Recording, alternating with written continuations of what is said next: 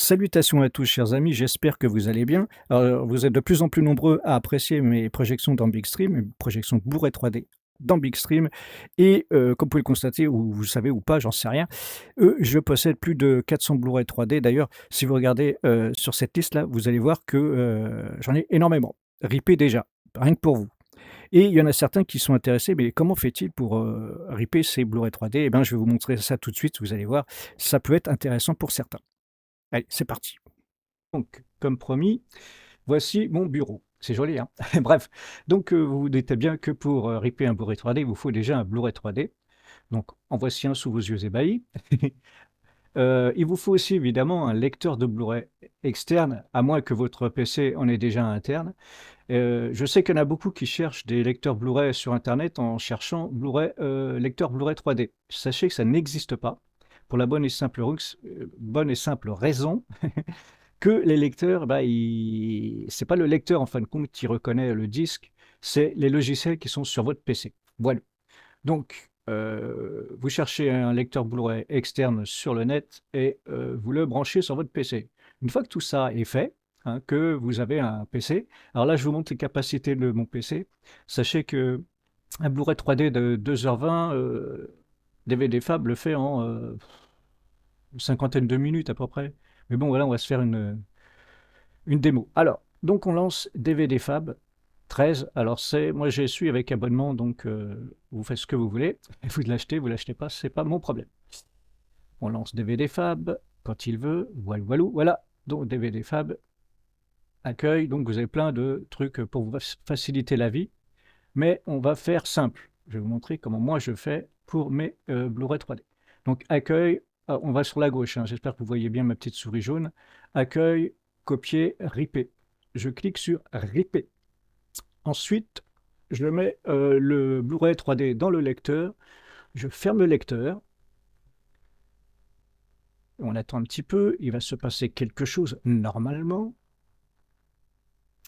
Normalement, voilà. Voilà, là, machin, il me cherche, il m'annonce plein de trucs. Évidemment, VLC se lance parce qu'il aime bien m'embêter, VLC. Voilà, on laisse donc le DVD Fab chercher les informations. Là, il a trouvé des informations, il analyse le truc, voilà. Donc voilà, quand vous êtes sur IP, voilà ce qui s'affiche quand vous avez rentré votre disque après.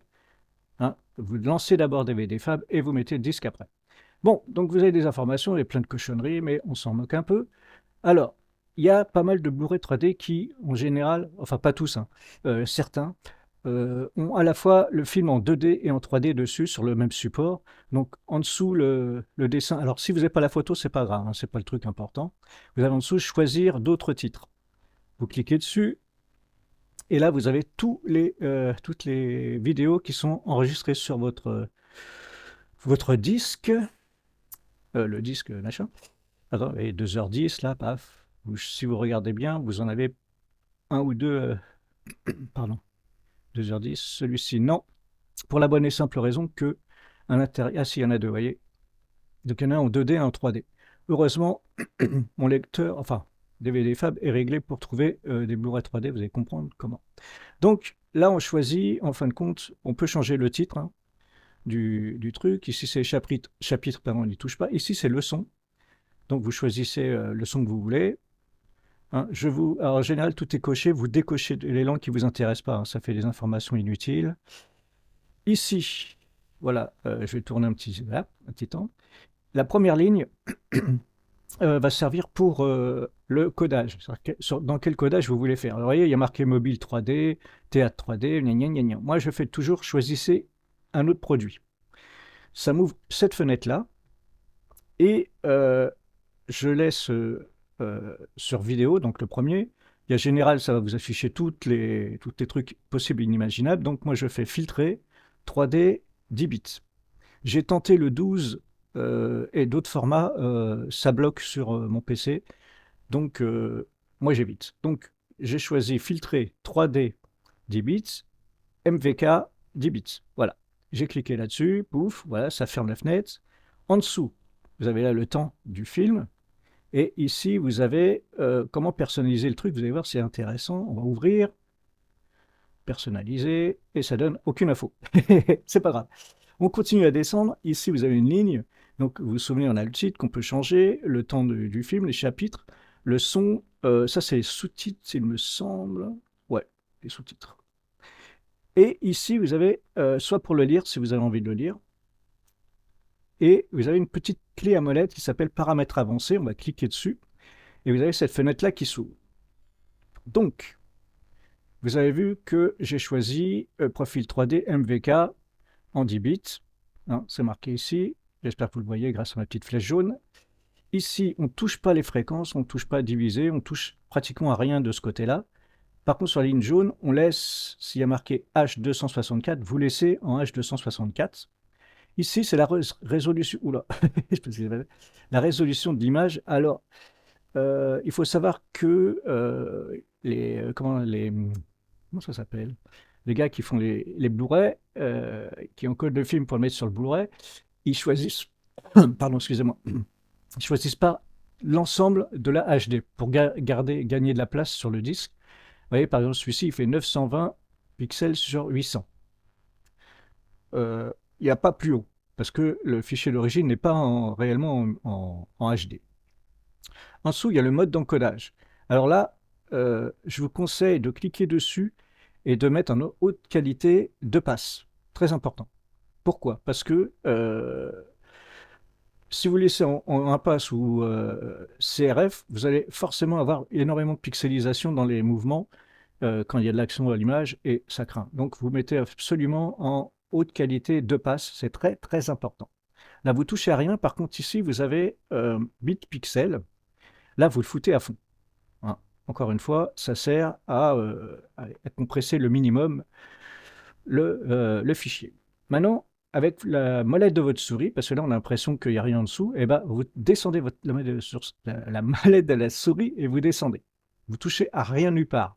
Vous laissez 100%, sinon ça va crachoter, et vous descendez. Et la dernière ligne, il y a marqué 3D ici, vous voyez, et là, format 3D. Alors là, c'est les informations pour lire les Blu-ray dans Bigstream. Hein. Parce qu'après, vous faites ce que vous voulez. Donc la première ligne, il y a marqué écran. Alors, soit vous faites une vidéo en anaglyphe, je ne vous le conseille pas, évidemment. Soit écran divisé, ça va être divisé en deux, soit en côte à côte, soit en dessus-dessous. En dessous, deux fichiers séparés. Là, Bigstream ne lit pas. Deux flux vidéo en un fichier. Là, Bigstream ne lit pas. Donc, vous mettez écran divisé.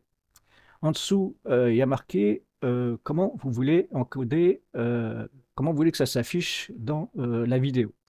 Alors moi, j'ai choisi gauche-droite, donc en côte à côte à 50%. Pourquoi? Parce que Bigstream va prendre l'image gauche et l'image droite, vous voyez ici, là, et il va l'étaler pour remplir toute l'image. Donc comme c'est divisé par deux, forcément c'est 50%, c'est l'encodage de l'image gauche et droite. Voilà. Après, vous faites ce que vous voulez, hein. Vous pouvez vous amuser avec les autres réglages, mais si c'est pour relire dans Bigstream, c'est du demi-taille 50% gauche-droite. Pouf, je clique, et là j'ai fait tous mes réglages, je suis prêt. Vous avez évidemment en bas choisi là où vous voulez enregistrer le film final, et puis je crois que c'est tout. Voilà, il n'y a plus qu'à lancer et à démarrer. J'appuie sur démarrer, hop, ça réfléchit, et vous allez voir que les infos vont s'afficher. Voilà, c'est parti. Donc, le film fait 2h20, je crois, ou 2h10. 2h10. Voilà. Et là, ça va vous marquer le temps que ça va mettre à s'encoder. Et bien qu'au fur et à mesure, ça va baisser. Il y a marqué 2h14, 2h09. Ça va descendre. Et puis, à un moment donné, ça va se stabiliser. Et vous saurez que, en fin de compte, ça va aller très, très, très vite. Voilà.